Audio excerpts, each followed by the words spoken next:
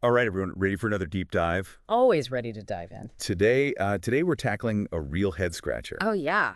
the lost colony of Roanoke. Oh, that's a classic. 115 colonists just gone, vanished like a puff of smoke. Just poof. It's like something straight out of a ghost story, right? And the only clue they left behind Let me guess. is the word Croatoan carved into a post. Yeah, that sends shivers down your spine, right? What happened to them? Disease, conflict. They just get up and walk away. Well, that's what we're here to find out. Yeah. We've got a ton of research lined up, some fascinating articles, even some of your own theories about what might happen. Well, hopefully we can shed some light on this mystery. It's been baffling people for centuries. Exactly. So let's set the stage a little bit. We're talking 1587 Roanoke Island, off the coast of what's now North Carolina. Second attempt by the English to establish a permanent colony in North America. Second attempt. Yeah. That's right. They weren't exactly newbies to the whole colonization game.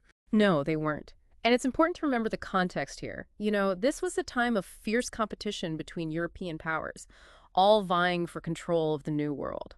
You had the Spanish, the French, the English, all trying to plant their flags. Right. So it wasn't exactly a peaceful welcome wagon waiting for them on the shores of Roanoke. No, not at all. They were walking into a very complex and often volatile situation. And on top of all that, Roanoke faced its own unique set of challenges. Absolutely. I mean, first and foremost, they were heavily reliant on supplies from England. Right. That makes sense. And as we know, those supply lines were notoriously unreliable. Any delay could spell disaster for the colonists. Especially in a new and unfamiliar land where they were trying to establish agriculture and build a life from scratch. Exactly. And speaking of challenges, the land itself wasn't as fertile as they'd hoped. It wasn't exactly a Garden of Eden. And then there were the tensions with the indigenous people. Ah, yes, the Algonquin tribes. They were already well established in the area with their own ways of life, their own territories. And suddenly, these newcomers show up trying to carve out a piece of the pie for themselves. Inevitably, it led to friction. Some historians believe there were skirmishes, misunderstandings, maybe even outright conflict. Sounds like a powder keg just waiting to explode. It was a very precarious situation. And then into this already volatile mix, you throw in Governor John White. Ah, yes. The governor who sailed back to England for supplies, fully expecting to return in a few months. A few months turned into 3 years. 3 long years. Talk about bad timing.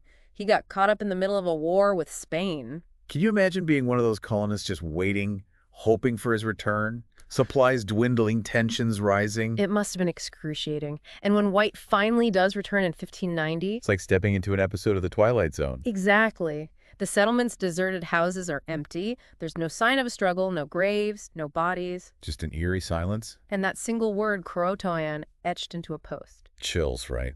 Okay, so let's dive into the theories. This is where things get really interesting. It's like a historical whodunit. We've got everything from integration with local tribes to starvation disease, even a possible attack. What are some of the strongest contenders, in your opinion? Well, the Croatoan theory is definitely compelling. There was a Native American tribe by that name who lived on an island to the south. It's possible the colonists facing hardship and dwindling supplies sought refuge with them. Makes sense. They might have even integrated into the tribe over time. Exactly. But that raises another question. If they had simply moved nearby, wouldn't White have found some evidence of their presence? Some trace of their journey? Right. It's a real puzzle.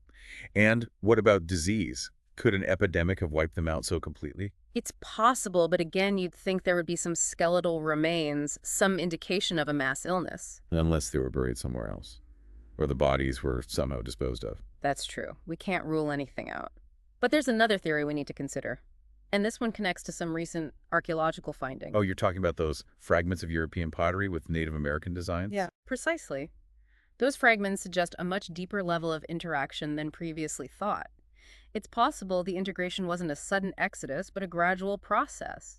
Maybe small groups of colonists disillusioned with life at Roanoke started venturing out, forging relationships with local tribes.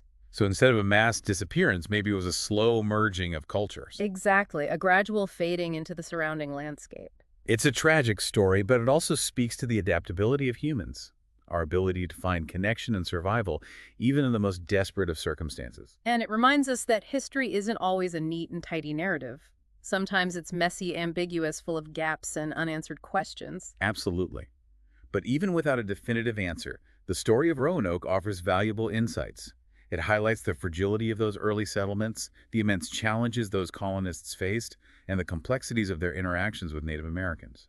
It also makes you wonder about the legacy of those lost colonists. If they did integrate with a native tribe, did their descendants retain any knowledge of their European heritage? Did their stories survive in oral traditions? It's a question that continues to fascinate and intrigue us centuries later. And it's a reminder that history isn't just about dates and events. It's about people, about individual lives, about stories that might never be fully told. Well said. Yeah. That's all the time we have for today, but I hope this has given you all something to ponder. Keep those theories coming. Until next time, happy exploring. Happy